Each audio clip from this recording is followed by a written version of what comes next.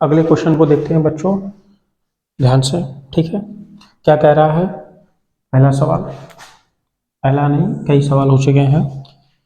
9x² minus के x plus 81 लिखा हुआ है 81 ठीक। 9x² माइनस के एक्स प्लस 81 इक्वल टू 0 के मूल समान होंगे तो के का मान होगा। देखिए बेटा मूल कब समान होते हैं, मूल समान होने की क्या कंडीशन, ये भी आपके अनसॉल्व के सारे क्वेश्चन है। ये रिपीटेड क्वेश्चन हैं, जितने जितने करा सब 2 3 3 4 4 बार जितनी बार पूछे हुए वो रिपीटेड क्वेश्चन है, तो वही मैं करा रहा हूँ। ठीक है, ध्यान दीजिएगा सवाल हमारा क्या कह रहा है। 9x² माइनस के एक्स प्लस 81 इक्वल टू 0 के मूल समान है। मूल कब समान होंगे, d इक्वल टू 0। हमने फॉर्मूला बताया था d बराबर क्या होता है b² माइनस 4ac, क्या 4ac, ठीक है ना। तो क्या हो जाएगा बेटा b² minus 4ac equal to 0। बेटा ये a होता है, ये b होता है, ये c होता है।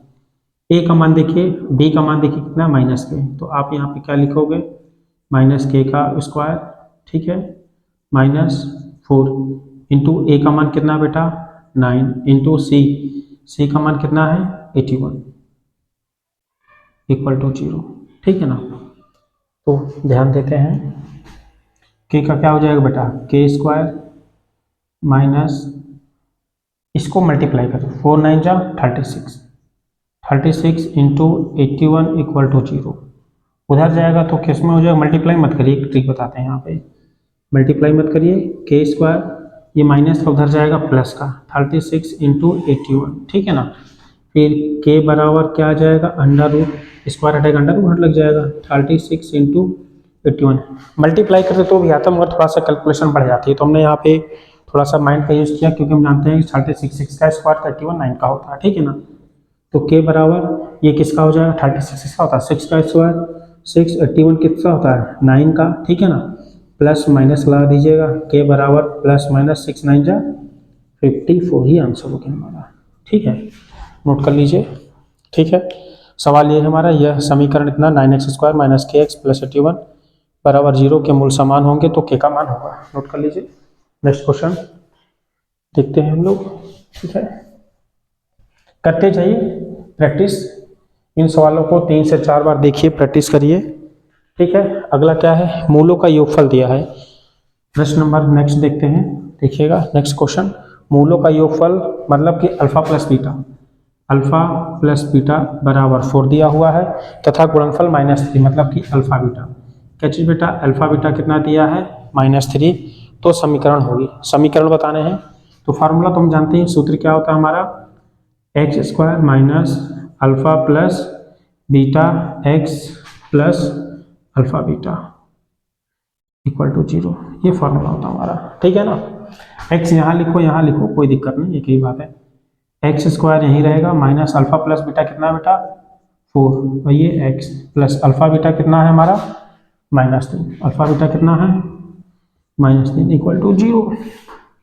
तो क्या हो जाएगा x² माइनस 4x और प्लस माइनस क्या हो जाएगा -3, ये हमारी समीकरण हो गए, ठीक है, नोट कर लीजिए। चलिए नेक्स्ट क्वेश्चन देखते हैं। ठीक है, इरेज करते हैं। अगला क्वेश्चन नंबर 3 क्या कह रहा है हमारा, ध्यान दीजिएगा, समीकरण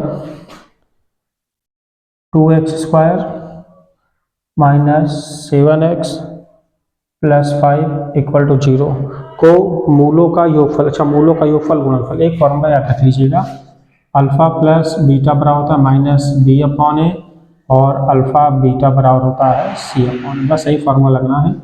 तो योगफल बताना है बेटा, तो अल्फा प्लस बीटा बराबर क्या होता है -b/a, तो अल्फा प्लस बीटा बराबर -b कितना, ये a हो गया, ये b, ये c। बेटा b कितना है -7 और a कितना है बेटा 2, तो अल्फा प्लस बीटा पर माइनस प्लस 7/2, ठीक है ना।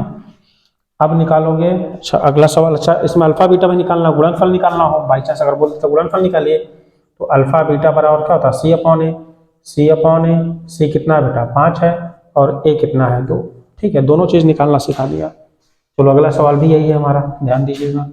चौथा क्या लिखा हुआ, द्विघात समीकरण 3x² minus 7 minus 5x equal to 0 के मूलों का गुणनफल क्या क्या होगा, ठीक है ना।